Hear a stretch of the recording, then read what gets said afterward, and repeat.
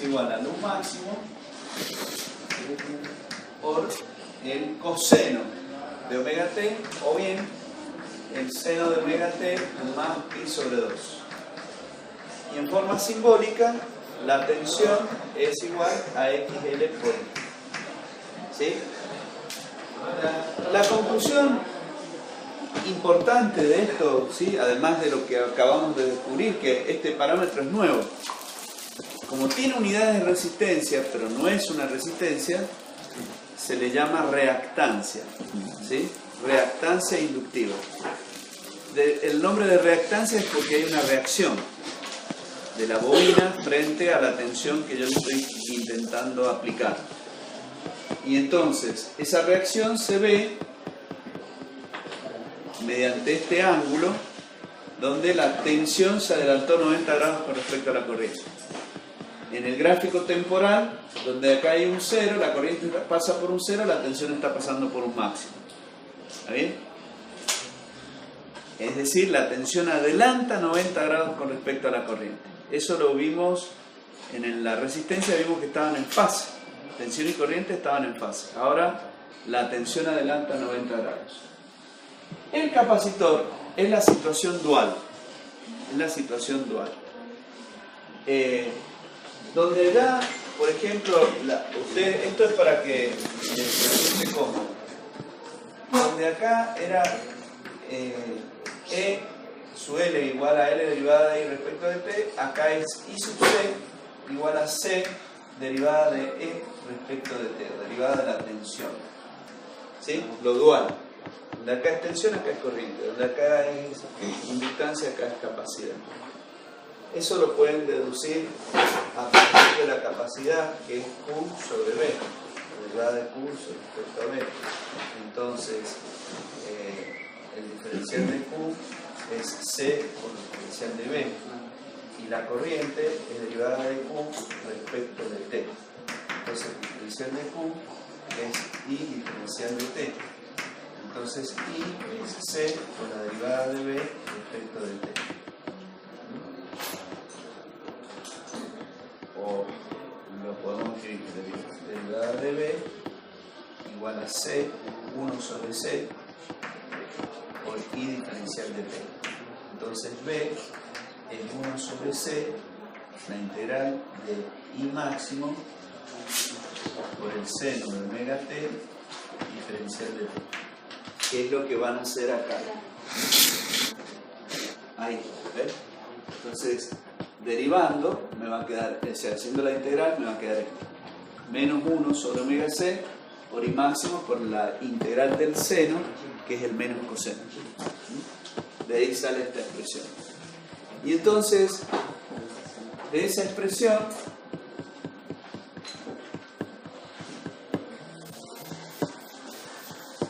que es esa que tenemos allá abajo, el UC de T, que será igual a menos 1 sobre omega por C, por I máximo, por el coseno de omega T. ¿Sí? Esto salió de acá. El I máximo sale fuera y multiplicamos y dividimos por omega. ¿Quieren que la haga o está la integral? No se puede. ¿Está bien? ¿Quieren la haga? El I máximo sale afuera. 1 sobre C por I máximo. Multiplicamos y dividimos por omega para que me quede el seno de omega T diferencial de omega T. Y esa integral es igual a menos 1 omega por C y máximo por el coseno de omega T. Para que se lo recuerden. Entonces, si yo digo esto que tenemos acá es el U máximo, que es igual a menos 1 sobre omega por C por el I máximo. Si pasamos dividiendo como lo hicimos recién, el U máximo dividido el I máximo es igual a menos 1 sobre omega por C. Y nuevamente esto tiene unidades de resistencia, es decir, ohm. Bueno, este nuevo parámetro se lo denomina XC, menos 1 sobre omega por C, ¿sí? Que es simbólico sería menos J XC por I. Ese menos J, ¿qué nos está diciendo? Ahora, la tensión, ¿sí?, estaría atrasada 90 grados respecto a la corriente. Por eso aparece ese menos J. ¿Está bien? Acuérdense que más J lo llevaba 90 grados en adelante, menos J lo llevaba 90 grados en atraso. O sea, la tensión atrasa ahora con respecto a la corriente un ángulo de 90 grados. Y eso lo vemos acá, en el gráfico. La tensión ahora está aquí abajo, ¿sí?, menos. Y la corriente sigue siendo 0. Entonces está aquí. Entonces la tensión, cuando la corriente pasa por un 0, la tensión está pasando por un máximo negativo. Lo cual nos dice que la corriente adelanta ahora 90 grados con respecto a la tensión. En la inductancia, la tensión adelanta 90 grados con respecto a la corriente, y en la capacidad, la corriente adelanta 90 grados con respecto a la tensión. Por eso les decía que era en la situación dual. Si ustedes, para recordar, recuerdan uno solo y el otro lo deducen porque es el caso dual. En la naturaleza física, estos dos elementos son elementos duales. Los dos son almacenadores de energía. Uno almacena energía en forma de campo eléctrico, la bobina, y magnético, la bobina, y el otro dispositivo almacena la energía en forma de campo eléctrico. Ese sería el comportamiento de ambos. Pero eléctricamente, lo que hace uno es, en la bobina, adelantar la tensión con respecto a la corriente, 90 grados, y en el caso de la capacidad, adelantar la corriente 90 grados con respecto a la tensión. En la bobina la explicación es que aparece un mecanismo de oposición a que la corriente se establezca a través de ella, de la bobina. Y entonces genera una tensión para que no se produzca la corriente a través de ella, la retrasa. Este efecto ayuda a entender, es un efecto transitorio. Este efecto transitorio se ve, por ejemplo, explica, esto ya es un poquito más elevado, pero ustedes lo van a saber ahora. Siempre que en un circuito haya una bobina, va a haber almacenamiento de energía en forma de campo magnético. Esa energía que se almacena, en realidad es una energía que va y viene, ¿sí? Está en tránsito. Se almacena, la devuelve, se almacena, la devuelve. En el caso, por ejemplo, de motores eléctricos, de los motores, la bobina, está en la inductancia está en la bobina del motor. La bobina, si es trifásico, tiene 3. Bueno, esa energía que se devuelve cuando se almacena en la bobina es la que aparece como un arco eléctrico en los contactos del interruptor o del contactor que recién acaban de ver. En los contactos del contactor se genera el arco eléctrico cada vez que se interrumpe la corriente. Es decir, cada vez que se abre el circuito, entre los contactos aparece un arco eléctrico. O en el interruptor también. Por eso vienen con cámara apagachispa. Eso lo vieron recién. Ese arco eléctrico es energía calórica, que lo que va haciendo es ir dañando los contactos. Los contactos, debido a ese arco eléctrico, se van comiendo, se van rompiendo. Por eso, una de las tareas del mantenimiento sería reemplazar esos contactos que se van dañando, ¿sí? Producto de la acción del arco eléctrico, producto de la energía que se almacena en las bobinas. Y en estas llaves, si no, las llaves serían eternas y los contactores serían eternos, o sea, nunca se dañarían. ¿Está bien? Acá, en ese interruptor, pasa lo mismo. ¿Y dónde está la inductancia en este circuito si yo no veo ningún motor? Bueno, en el caso de las cargas, las lámparas de este tipo tienen reactancia o bobina de choque. Esa reactancia o balasto es la que acumula la energía en forma de campo magnético, y cuando yo abro el circuito o apago, se activa, se produce el arco eléctrico en la llave. Estas llaves no vienen preparadas con una cámara apagachispas. ¿Está bien? Bueno, al cabo de cierto tiempo, de cierta cantidad de accionamientos, se van a ir dañando los contactos. O sea que los arcos se producen solamente cuando tenemos... Los arcos eléctricos se producen cuando se interrumpe la corriente. Por supuesto, si es durante un cortocircuito, ese arco eléctrico va a ser muy intenso. En el caso de apertura y cierre de los circuitos en estado normal de funcionamiento, bueno, el arco eléctrico va a ser más leve, pero existe la chispa, ¿está bien? Y esa chispa es un arco eléctrico, ¿está claro? Pero en el caso de cortocircuito la intensidad es muy alta, entonces el arco eléctrico también va a ser intenso. Es proporcional a la tensión y la corriente. Es proporcional a la potencia que está en juego. Bueno, en los circuitos RL, ahora estamos tratando circuitos más reales. ¿Por qué? Porque en los circuitos anteriores, inductivos puros o capacitivos puros, no es común encontrarlo en la naturaleza. De hecho, cuando vayan al laboratorio el viernes próximo, van a ver ustedes que para simular una inductancia pura, vamos a poner un balasto. Y ese balasto tiene resistencia por el alambre y por el hierro. Recordemos que el hierro tiene una resistencia equivalente, una resistencia efectiva en corriente alterna. Y eso ustedes lo van a poder ver, porque van a poder distinguir que el ángulo este de pasaje no es de 90 grados, sino está muy próximo a 90, ¿sí? Cerca de los 80 grados.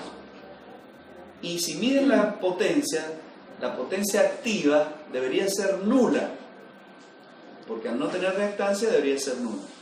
Sin embargo, van a medir un valor de potencia activa que equivale a la pérdida de energía activa que se genera en el conductor, en el cobre y en el hierro. ¿Está claro? Por la resistencia que posee.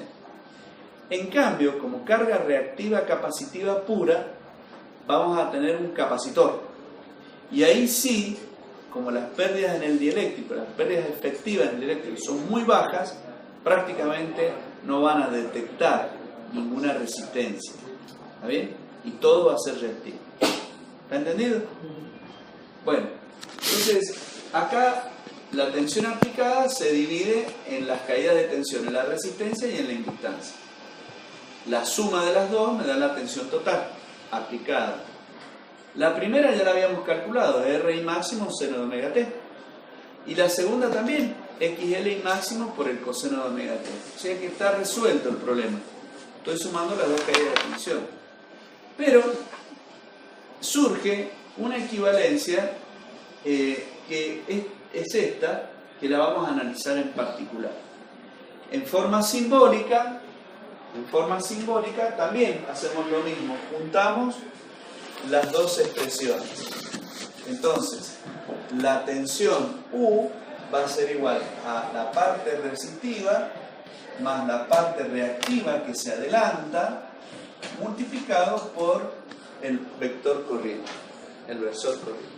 ¿Está bien? Se arman en este hecho, sumamos lo que habíamos visto de lo resistivo más lo que estábamos viendo de lo reactivo.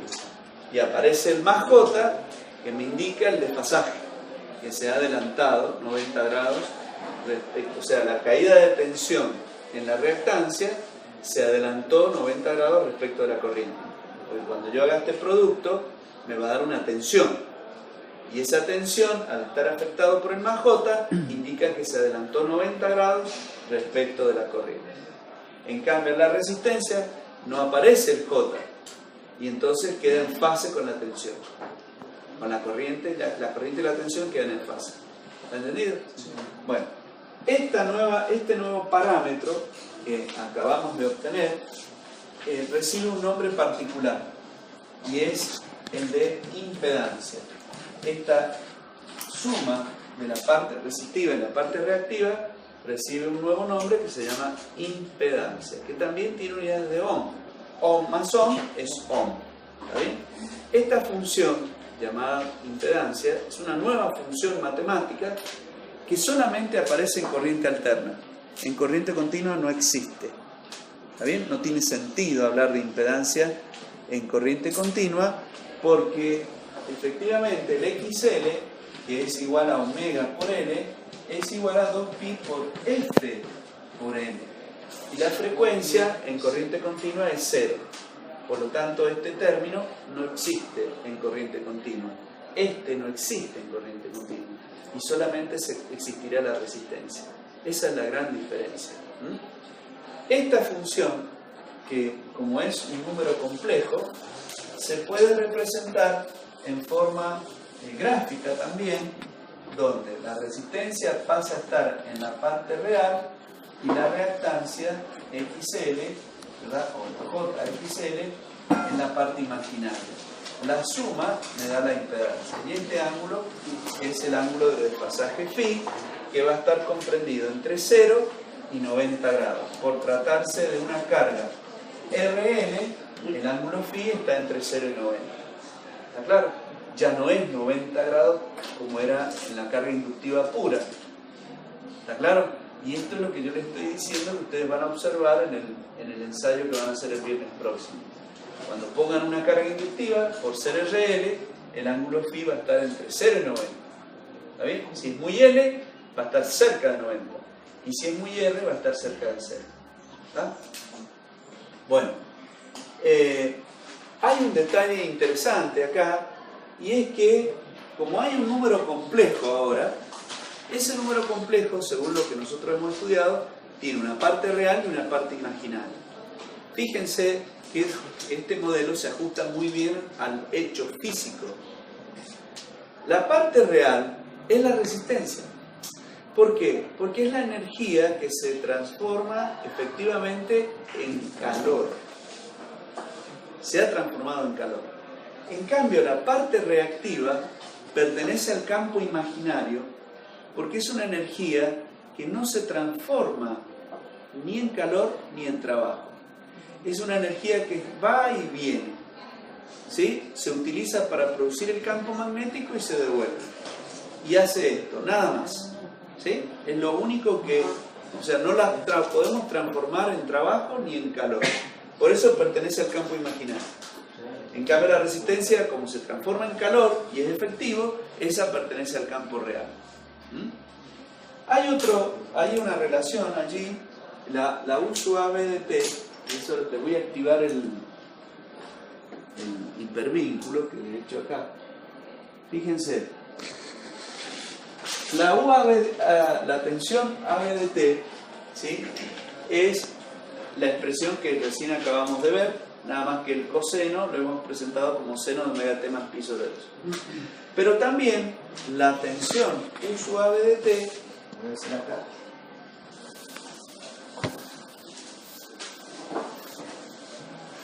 por un lado, la tensión U sub AB de T es R por I máximo por el seno de omega t más JXL por I máximo por el seno de omega t más pi. Esa es la expresión 1. Pero también la U sub AB de T la podríamos haber escrito como la hemos aprendido. El U máximo por el seno de omega t más pi. ¿Por qué? Porque ahora hay un desfasaje. ¿Está bien? Entonces, estas dos expresiones son equivalentes. ¿Cómo hacemos para que sean equivalentes? Y desarrollamos el seno. Y el seno va a ser U máximo por el seno de omega t por el coseno de pi. Profe, Sí, disculpe que me interrumpa. Sí. ¿En la primera expresión es phi o es pi sobre 2? ¿Cuál? En la primera expresión Es es pi sobre 2, perdón, porque ahí ya acá como es la inductiva, es pi sobre 2, es la parte de pi sobre 2. Bueno, entonces desarrollando la función seno, el seno del ángulo de la suma, ¿cierto? Del ángulo suma, me queda esa expresión que si la trabajamos un poquito, me va a quedar un máximo coseno de phi por el seno de omega t, más un máximo por el seno de phi por el coseno de omega t. ¿Sí? Bien.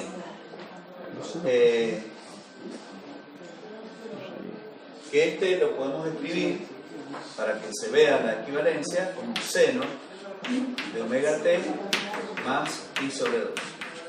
Acuérdense que esto es el coseno de omega t. ¿Sí? Entonces, si yo comparo los primeros términos, me queda que r por i máximo es igual a un máximo coseno de phi. Y si yo comparo el segundo término, xl por i máximo es igual a un máximo por el seno de phi. Estoy comparando este término con este que está afectado del omega t, seno de omega t, y este término con este porque está afectado del seno de omega t más phi, que es este. ¿Se entiende? Entonces, si yo hago el cociente de estas dos, lo voy a hacer al revés. Voy a hacer este dividido este, xl dividido r, me va a quedar seno de phi sobre coseno de phi, o sea, la tangente de phi. O sea que la tangente del ángulo phi es igual a xl sobre r. ¿Está bien? Y luego también voy a elevar al cuadrado y voy a sumar.